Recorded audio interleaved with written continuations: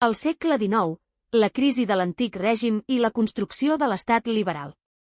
La Revolució Francesa de 1789 va significar el trencament de les estructures de l'antic règim a França. Les repercussions a Catalunya foren la Guerra Gran, entre 1793 i 1795, quan les tropes franceses corrien pel territori català en guerra amb la monarquia espanyola, i l'ocupació napoleònica, a partir del 1808, que provocà un aixecament popular antifrancès, però que, alhora, era un aixecament contra l'estat de coses que significava l'absolutisme. La Guerra del Francès va durar del 1808 al 1814 i es va caracteritzar per l'actuació de partides guerrilleres i per setges remarcables, com el que patí la ciutat de Girona. La convocatòria de les Corts de Cadis és la mostra més evident que, políticament, el país estava canviant. La primera Constitució espanyola, de 1808-12, si exceptuem la de Baiona, feta pels francesos, significà el primer text legal de caire liberal, i en la seva redacció hi tingué un paper important el català Antoni de Capmany. El retorn del rei Ferran VII al 1814 suposa la suspensió del text constitucional i el retorn de l'absolutisme. Semblava que es tornava a la situació anterior, però la inestabilitat política i les dificultats econòmiques, amb un empobriment de la població i amb un panorama de fallida de la hisenda reial, feien molt difícil el redreçament si no tributaven les classes privilegiades i si no hi havia un repartiment de la riquesa territorial. A partir d'aquí, els aixecaments militars de caire liberal van sovintejar. Al principi de 1820, el coronel Riego va fer un pronunciament que triomfà i retornà la Constitució de Cadis.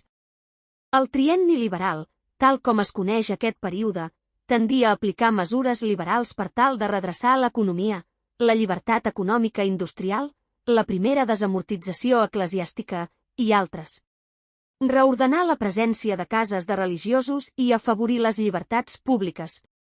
L'aixecament reialista, fill de la mala conjuntura agrària i de la conspiració nobiliària, va posar el país enmig d'una guerra civil que, amb l'ajut dels exèrcits de la Santa Aliança, els 100.000 fills de Sant Lluís, van enderrocar el govern i van abolir una altra vegada la Constitució.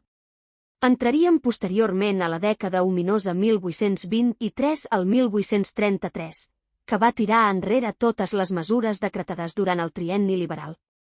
A la mort del rei Ferran VII es plantejà un conflicte successori entre la regent Maria Cristina, que regnava en nom de la seva filla Isabel un cop havia estat derogada la llei sàlica, que prohibia a les dones regnar, i Carles, el germà del rei, que reclamava els drets successoris.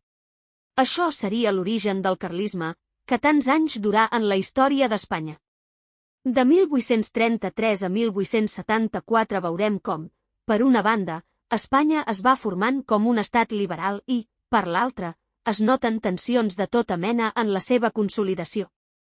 La formació de l'estat liberal espanyol es va veure envoltada del fet bèl·lic de la Primera Guerra Carlina, que durà a Catalunya fins al 1840. Els carlins foren importants a Catalunya i tingueren suport en la pagesia, que tampoc es veia afavorida pel nou estat ni per les seves mesures econòmiques de caire capitalista. La desamortització, la venda de terres de l'Església, que tenia com a finalitat eixugar el dèficit de la hisenda i pagar l'exèrcit que combatia els carlistes, fou una de les mesures més importants de la Revolució Liberal. Tot i això, no aconseguí que la pagesia accedís a la propietat de la terra.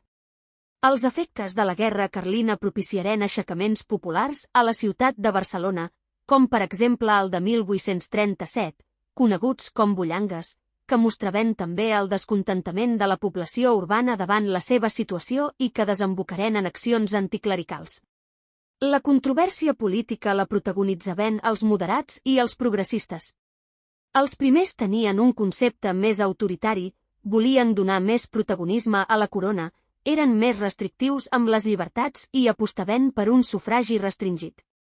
Per contra, els progressistes tenien un concepte més ampli de la sobirania nacional i eren partidaris d'àmplies llibertats.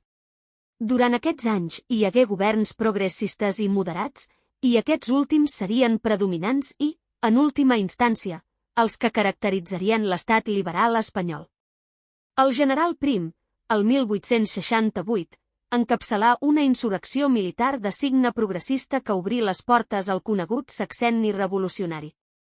Isabel II marxà del país i Amadeu de Savoia fou coronat com a nou rei. La Constitució de 1869 donava àmplies llibertats democràtiques. L'assassinat del general Prim i l'abdicació d'Amadeu van precipitar l'adveniment de la Primera República, del 1873 al 1874. A Catalunya hi havia un nombre important de republicans federals i, fins i tot, un destacat ideòleg i polític republicà, Francesc Pi i Margall, va arribar a la presidència de la República.